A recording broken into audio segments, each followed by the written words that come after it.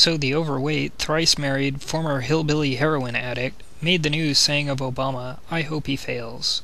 Let's look at some of his CPAC statements as reported on CNN.com. The first statement is about people not knowing conservative ideas. Because Republicans have had practically no control over the legislature and the presidency in the last decade, as this graphic shows, people may not know that Republicans like to fight wars in the Middle East to secure access to petroleum. People might also be unfamiliar with Tom DeLay Abramoff-style Republican corruption, despite the convictions of over 10 people. There are other Republican ideas that people may not know of, such as the idea that Guantanamo inmates are not human and thus don't deserve habeas corpus, a trial by jury, or cruelty-free treatment. Or the idea that tax cuts are a way to cure all societal ills and run up massive 14-digit federal deficits that make it more exciting for the country when it needs to manage economic crises. Statement 2 derides the drive-by media. For some reason, I think of Rush as the drive-by media. Why would that be? Could it be that he snipes at Obama by hoping for him to fail? Perhaps I tend to hear him while I'm in the car. Dunno. His name, maybe? Not sure. Statement 3 implies that Democrats want people to live in collectives, where people are not allowed to have names.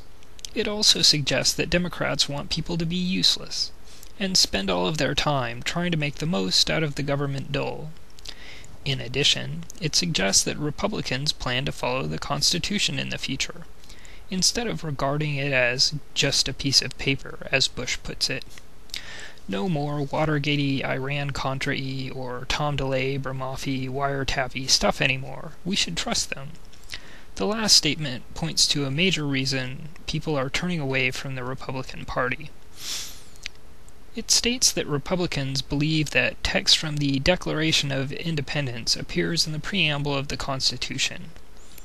In fact, the preamble of the Constitution contains the following text: "We, the people of the United States, in order to form a more perfect union, establish justice, ensure domestic tranquility, provide for the common defense, promote the general welfare, and secure the blessings of liberty to ourselves and our posterity, do ordain and establish this Constitution for the United States of America."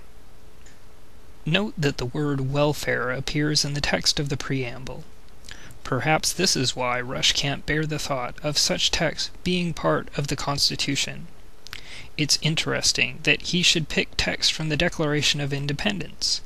He seems to be encouraging Republicans to declare independence from reality. Note that he is not the first conservative to do so. An unnamed Bush aide has been quoted saying, "When we act, we create our own reality."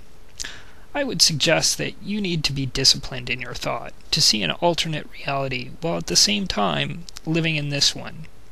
You must be vigilant to keep ideas like welfare out of your thoughts. You must be able to criticize and dismiss all ideas about governmental intervention without thinking or analysis, other than to offer up a few potentially believable arguments against such intervention. While Rush describes Obama as magical, we see Rush at the same time offering up some magical thinking of his own. Thanks for considering some Rush statements with me. I hate when it happens to my good friend Rush.